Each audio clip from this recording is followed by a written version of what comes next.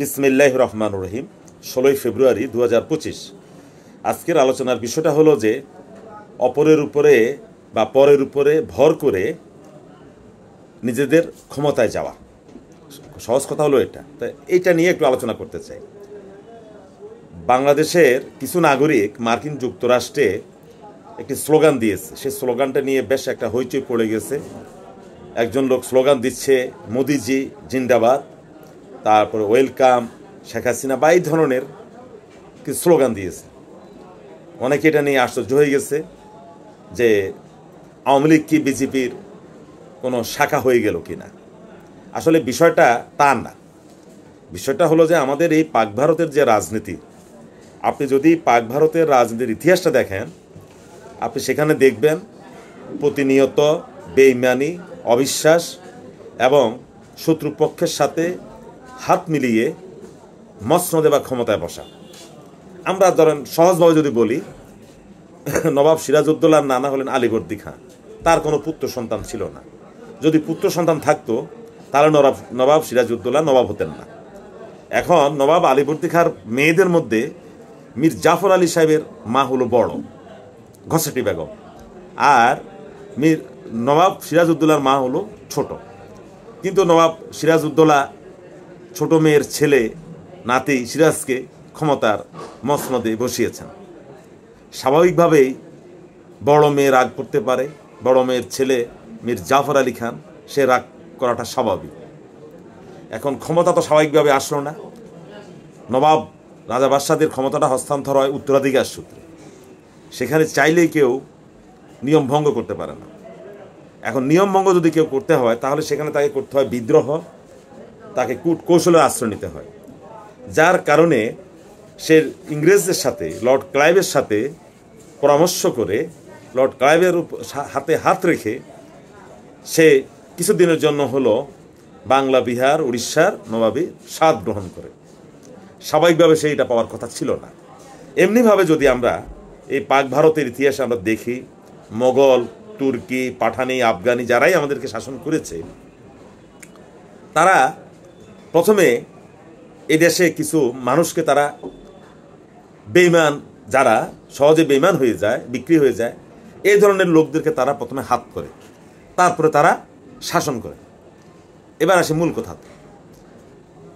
আমেরিকাতে বাংলাদেশের যারা মোদিজি ওয়েলকাম বলে স্লোগান দিয়েছে, আসলে আওয়ামী লীগের এখন অবস্থা হলো ত্রাহি ত্রাহি অবস্থা।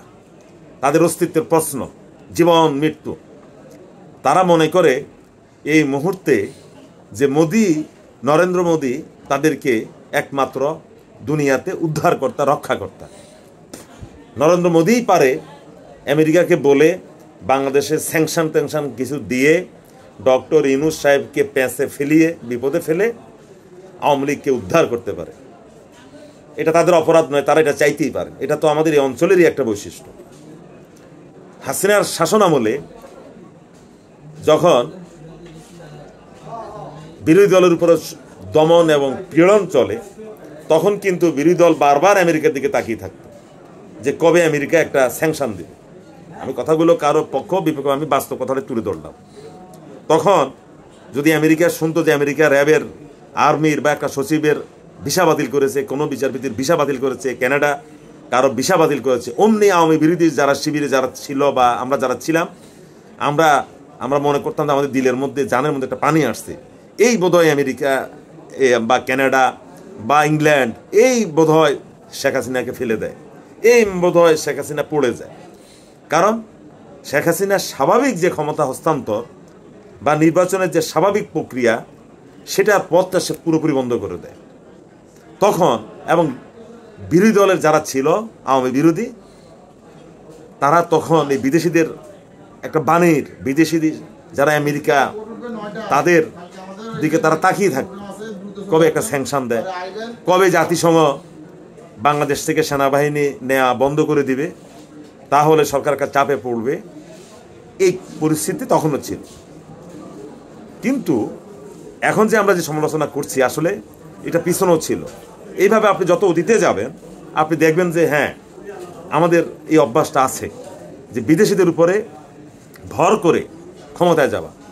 এর মূল কারণ হলো যখনই দেশে কোনো গণতান্ত্রিক চর্চা হয় না, যারা শাসক থাকে তারা যখন গণতন্ত্রের চর্চা বন্ধ করে দেয়, তারা যখন নির্বাচনের মাধ্যমে ক্ষমতা হস্তান্তর বন্ধ করে দেয়, তখনই মানুষ বিকল্প পথ খোঁজে। আর কোনো লোক বা কোনো দল যখন বিপদে পড়ে তখন সে একটা বিকল্প খড়কুটো ধরে থাকতে চেষ্টা করে। আজকে আওয়ামী লীগের অবস্থা হলো তাই। তারা ট্রাম্প, মোদি এদের দিকে তাকিয়ে আছে কবে এই মোদি এবং ট্রাম্প আওয়ামী লীগকে বাংলাদেশের ক্ষমতায় বসানোর জন্য এবং ডক্টর ইউনূস সাহেবকে ক্ষমতা থেকে তাড়ানোর জন্য একটা বাস্তবধর্মী একটা প্লে রোল করবে বা একটা কার্যকর উদ্যোগ নেবে। তারা সেই দিকেই তাকিয়ে আছে। ধন্যবাদ সবাইকে, আজ এ পর্যন্ত।